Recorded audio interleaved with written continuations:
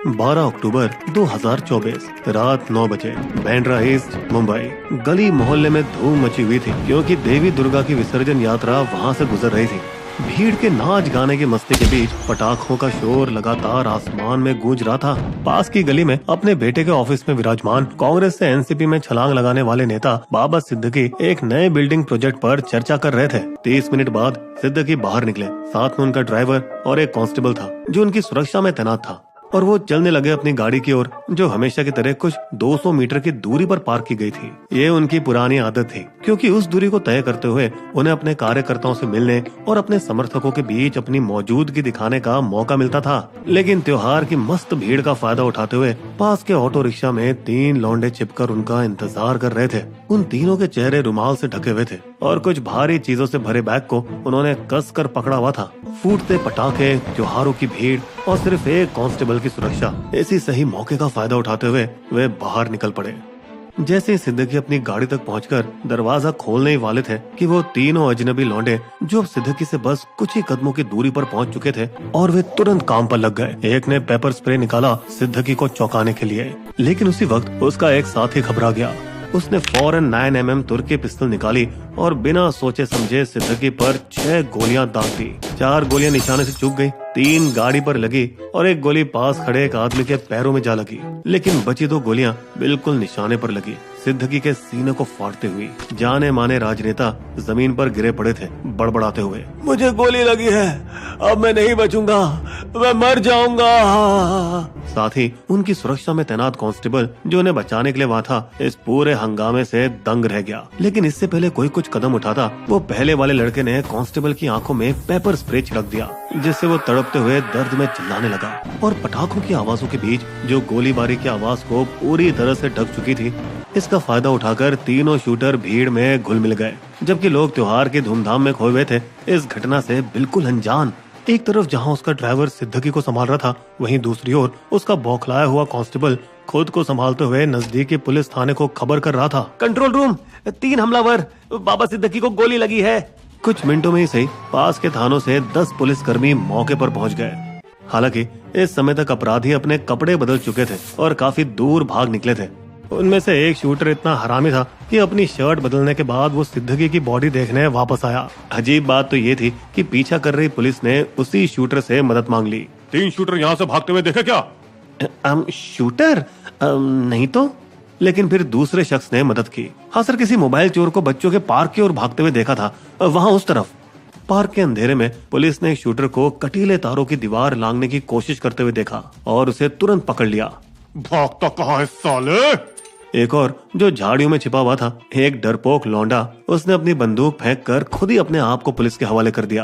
Police ने उसकी बंदूकें जब्त कर ली और घटना स्थल के पास एक काले बैग से एक और पिस्तौल और 2 आधार कार्ड बरामद किए, जिनमें तस्वीर एक ही थी लेकिन नाम अलग थे।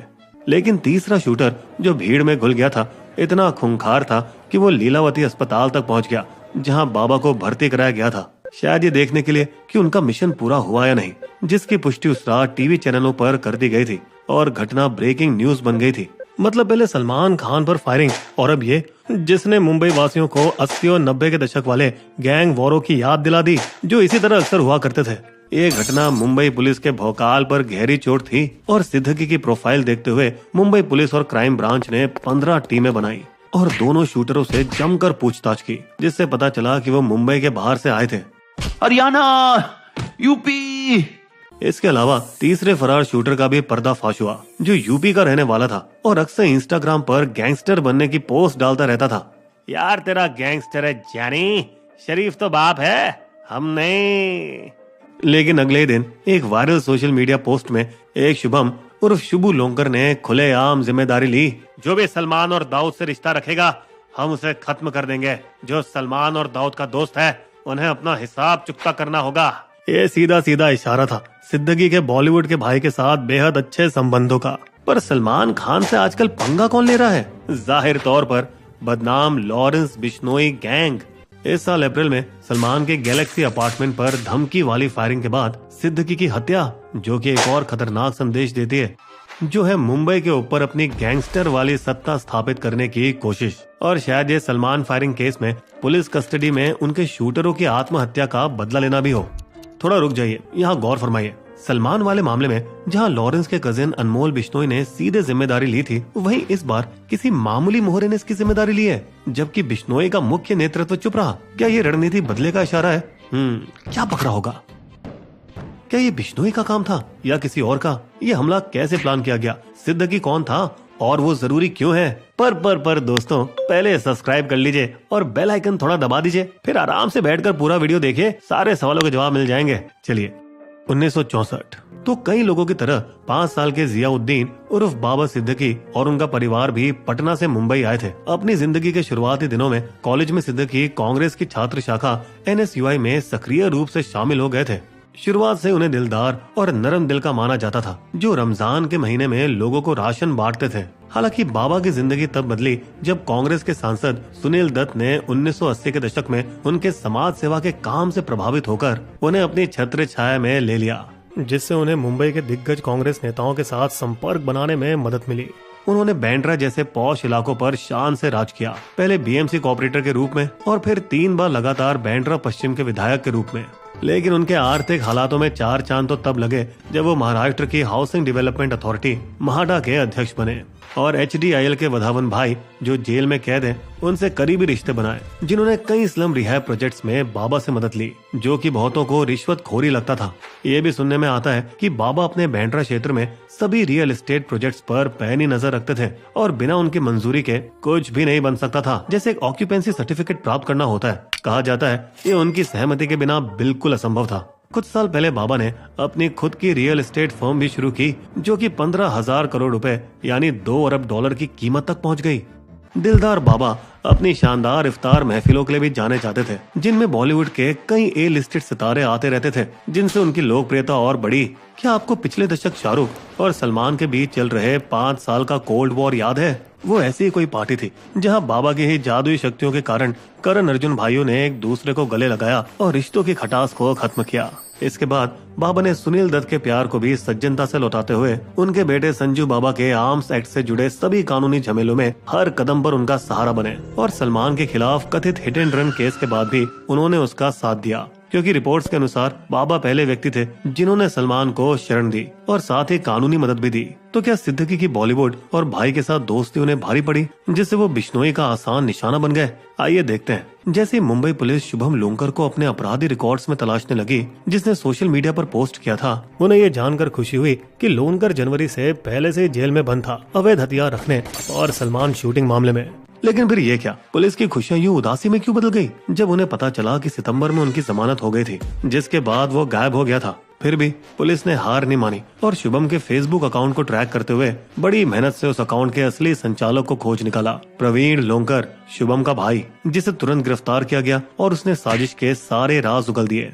वो साजिश जो जून में पुणे के एक रद्दी खाने में बनाई गई थी, जहाँ प्रवीण ने 3 नौसिखे शूटरों को निर्देश दिए, ये ले, खर्चे के लिए 50,000 और 60,000 बाइक खरीदने के, और उन्हें बाबा सिद्दीकी और उनके बेटे जिशान की तस्वीरें दिखाई। दोनों को उड़ाने का क्या, या कम से कम एक को तो उड़ा ही देना।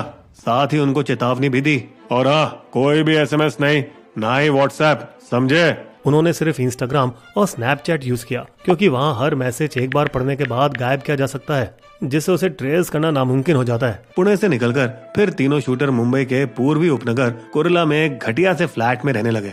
कई दिनों तक एक हाल ही में खरीदी गई सेकंड हैंड बाइक पर तीनों ने सिद्दीकी के जाने पहचाने स्थानों पर गेड़ियां मारी और उनकी हर प्रतिक्रिया पर नजर रखी। फिर कुछ और खिलाड़ी मैदान में आए, इस बार उदयपुर से, अपने साथ असली हथियार लेकर 3 पिस्तौल और 65 गोलियां। ये मंजे हुए शूटर नहीं थे और इन खराब शूटरों ने YouTube वीडियो देखकर खाली मैगजीन के साथ शूटिंग की प्रैक्टिस की। शायद इसी वजह से नौसिखे शूटर घबरा गए और प्लान के मुताबिक गोली नहीं चला सके। इतने नजदीक से भी 4 शॉट चूक गए। ये लोग इससे पहले सिद्दीकी को मारने की 10 कोशिशें कर चुके थे, लेकिन हर बार चूक गए। कभी उनके समर्थक सामने आ गए और कभी सिद्दीकी ही मौके पर नहीं पहुंचे। मगर 11वीं बार वो त्योहार के शोर शराबे और सिद्दीकी के इर्द गिर्द कम लोग होने के कारण कामयाब हो गए। पूछताछ और खुफिया जानकारी से पुलिस ने जयपुर के बंदूक धावकों को उनके नवी मुंबई ठिकाने से गिरफ्तार कर लिया, जिससे और भी काले रहस्यों का खुलासा हुआ। उन्होंने बताया कि वो एक लोकल नितिन सप्रे के डोंबिवली गैंग से जुड़े थे, जिन्हें मिशन पहले दिया गया था, लेकिन वो इससे डर गए थे। ए भाई, बहुत बड़ा आदमी सिद्दीकी, खतरनाक काम है बॉस, हमसे नहीं होगा, जाओ। तीसरे शूटर की गिरफ्तारी नेपाल सीमा के पास उत्तर प्रदेश के बहराइच से सांप्रदायिक तनाव के बीच में हुई। इससे साजिश के मास्टरमाइंड की पहचान सामने आई, जो कि था पंजाब का अपराधी ज़ीशान अख्तर, जिसे शायद बिश्नोई के किसी आदमी ने पटियाला सेंट्रल जेल में एक सुपारी दी होगी। बड़ा मिशन है, इनको टपकाने का है। लेकिन फिर से सिस्टम की लापरवाही के कारण जैसे शुभम लूंकर भागा, वैसे ही ज़ीशान भी जून 2024 में जेल से जमानत मिलने के बाद फरार हो गया और आज भी वो गायब है जैसे रात के अंधेरे में छिपा कोई सांप। लेकिन क्या ये सब सिर्फ मुद्दे को भटकाने वाली बातें हैं? क्या सिद्दीकी की हत्या का असली कारण बिल्डर माफिया से लड़ाई हो सकती है? क्योंकि इसी साल की शुरुआत में सिद्दीकी और उनके बेटे ज़ीशान ने बीकेसी जैसे पॉश इलाके में 2 स्लम रिहैब प्रोजेक्ट्स के खिलाफ विरोध किया था और उन्होंने कथित तौर पर एक पैम्पलेट बांटा था जिसमें उन्होंने लोगों से दरख्वास्त की थी कि वे एक खास बिल्डर के साथ एग्रीमेंट ना करें। तो क्या ये हो सकता है कि किसी बिल्डर माफिया ने लॉरेंस बिश्नोई गैंग को ये काम सौंपा हो और इसका सलमान से कोई लेना देना ना हो? अब जबकि अनमोल बिश्नोई को सैक्रामेंटो यूएस में गिरफ्तार कर लिया गया है, तो क्या अब हमें इसके पीछे की असली सच्चाई का पता चल सकता है? बिस्बो की शायरी। बाबा सिद्दीकी की हुई हत्या बीच बाजार, बिस्बो चैनल ढूंढता हत्यारों के तार। क्या ये सारा खेल है बिश्नोई का काम या कारण कुछ और है और अलग कुछ नाम? हमारे वीडियो कंटेंट के सोर्सेस आपको डिस्क्रिप्शन में मिल जाएंगे।